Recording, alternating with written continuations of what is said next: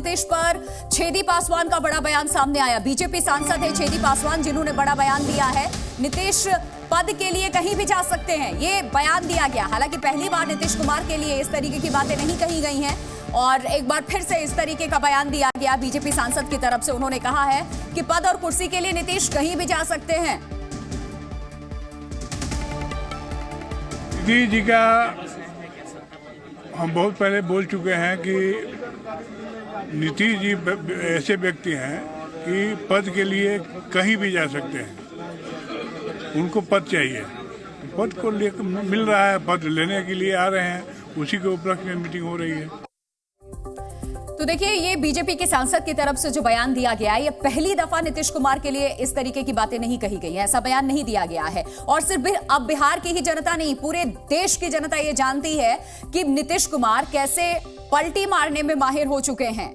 कुछ महीनों के बाद किसी के साथ सरकार बना लेते हैं, लेकिन बिहार का मुख्यमंत्री कौन होगा तो वो नीतीश कुमार ही होंगे। ये बच्चा बच्चा भी अब जानता है। सरकार चाहे किसी भी पार्टी के हो, बिहार में रहेंगे तो सिर्फ नीतीश कुमार। ये एक कहावत है जो बिहार में अब बहुत प्रचलित भी हो चुकी है। रुख कर लेते हैं अंकुर त्यागी का, इस वक्त हमारे साथ जुड़ रहे हैं पटना में लगातार अंकुर मौजूद हैं।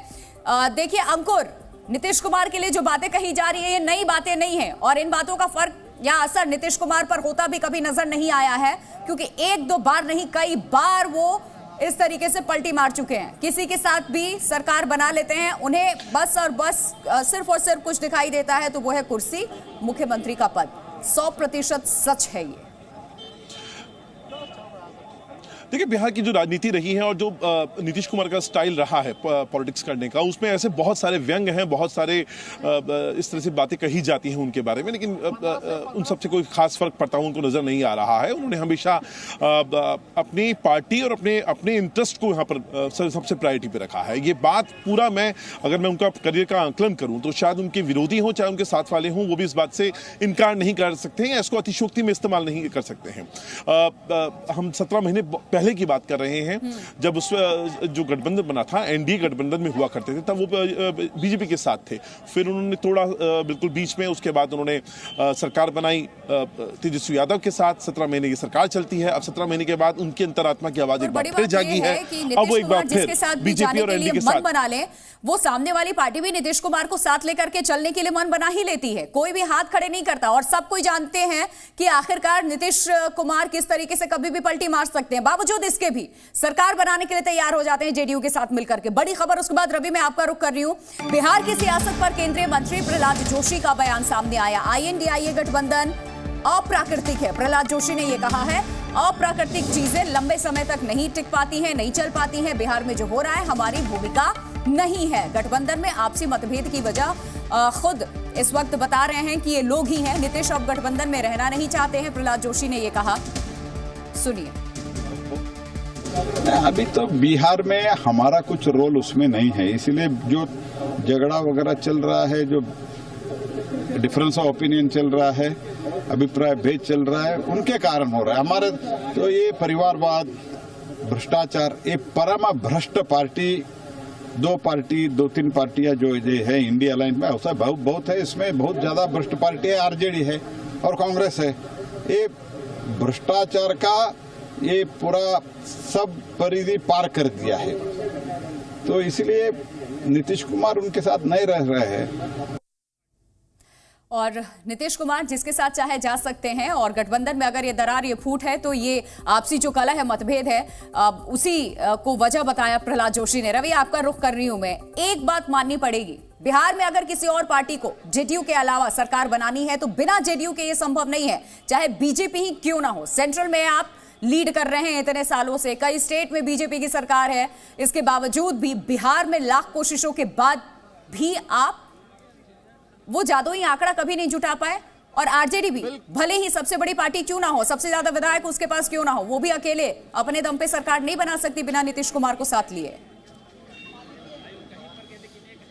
बिल्कुल बिल्कुल, देखिए 2005 के बाद से ये समीकरण बना है। 2005 में जब राष्ट्रपति शासन लागू होता है जनवरी फरवरी के महीने में, और उसके बाद फिर नवंबर दिसंबर में जब दोबारा चुनाव होता है, और उसके बाद से लगातार नीतीश कुमार का जो 2005 से 10 के बीच में जो उन्होंने काम किया बिहार में, खास तौर पे यहाँ डेवलपमेंट का काम किया, यहाँ गुंडागर्दी जो था उसको खत्म किया, तो एक इमेज बनी नीतीश कुमार की, वो परसेप्शन उन्होंने क्रिएट किया और उसी का आज तक वो कमा के खा रहे हैं। उसके बाद अभी जब दोबारा सरकार 2015 में उनकी बनती है तो शराबबंदी लागू करके उन्होंने अपनी एक इमेज बनाई, तो उनका एक वोट बैंक है, देखिए महिला वोट बैंक उनके साथ है, महादलित वोट बैंक उन्होंने अपना क्रिएट किया, तो कहीं ना कहीं एक वोट बैंक तैयार किया। उनके अपने जाति का वोट बैंक बहुत ज़्यादा नहीं है, कुर्मी वोटर 2% के आसपास है, लेकिन कोई भी उनको वोट करता है क्योंकि उनको अपने से जुड़ा हुआ मानता है। तो एक अपना वोट बैंक उन्होंने ऐसा तैयार कर रखा है, 15, 16, 17% वोट बैंक जो कि उनके साथ ही जाएगा।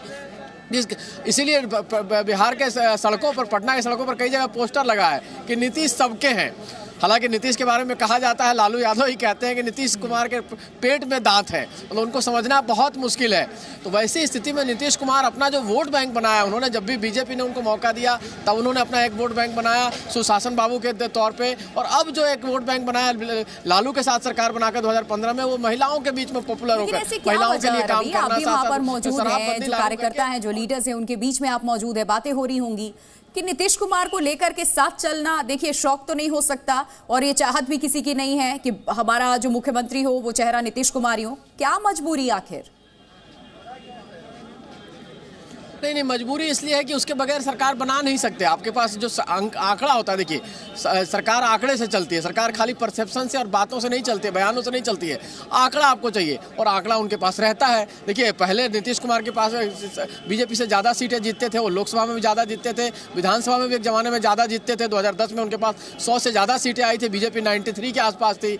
लालू के साथ वाला जो चुनाव लड़े हैं उसमें लालू के पार्टी को 80 आया था, 80 सीट आई थी और उनको 71 सीट पहली बार आया। बावजूद इसके उनके बगैर लालू की सरकार नहीं बन सकती है। तो उनके पास इतना मैंडेट मिल रहा है, संख्या बल रहता है कि चाहे बीजेपी हो चाहे आरजेडी हो, उसको इग्नोर नहीं कर सकती है। और साथ साथ उनकी इमेज ऐसी है कि जनता चाहती है कि नीतीश कुमार अगर सीएम है तो सब कुछ ठीक चल सकता है। लोग न तो तेजस्वी को सीएम एक्सेप्ट करने को तैयार है, न बीजेपी में ऐसा कोई लीडर अभी तक तैयार हो पाया है जिसको लोग सीएम के तौर पर देख पाए। आज की तारीख में नहीं है, हालांकि किसी को मौका मिले वो बन जाए, उसको सीएम एक्सेप्ट करने लगे लोग, लेकिन आज की तारीख तक बीजेपी अपने एक बड़ा नेता बिहार में ऐसा नहीं तैयार कर पाई। बखूबी जानती है कि किस तरीके से एक पार्टी के कार्यकर्ता को, एक लीडर को उठा करके आप मुख्यमंत्री भी बना देते हैं। पहली बार वो विधानसभा का चुनाव लड़ रहा होता है लेकिन मुख्यमंत्री बीजेपी उसे भी बना देते हैं। अंकुर, आपका रुक कर रही हूँ, कोई और खबर आपके पास इस वक्त, आप जहां पर मौजूद हैं वहां इस वक्त क्या तस्वीरें देखने को मिल रही है? शाम 7 बजे का वक्त बताया जा रहा है, खबरें आ रही थी कि जाकर के राज्यपाल से लोक भवन में नीतीश कुमार मुलाकात करेंगे।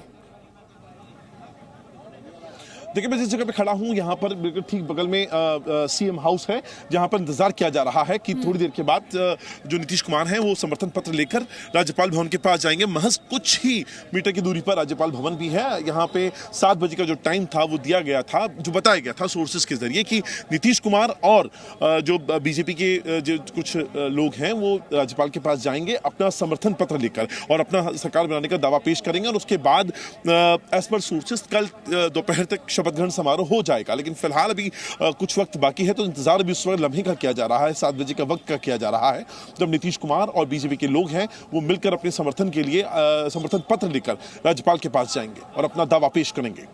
ये स्पीकर को लेकर के भी बात कर लेते हैं क्योंकि ये आरजेडी कोटे से हैं, तो ऐसे में स्पीकर की जो भूमिका है वो भी बड़ी महत्वपूर्ण हो जाती है। क्या कुछ उनके पास पावर है और आरजेडी कितना खुद को मजबूत या दावेदारी पेश कर सकती है? स्पीकर की भूमिका को लेकर के अगर हम बात करें तो इस वक्त क्या समीकरण बनते नजर आ रहे हैं?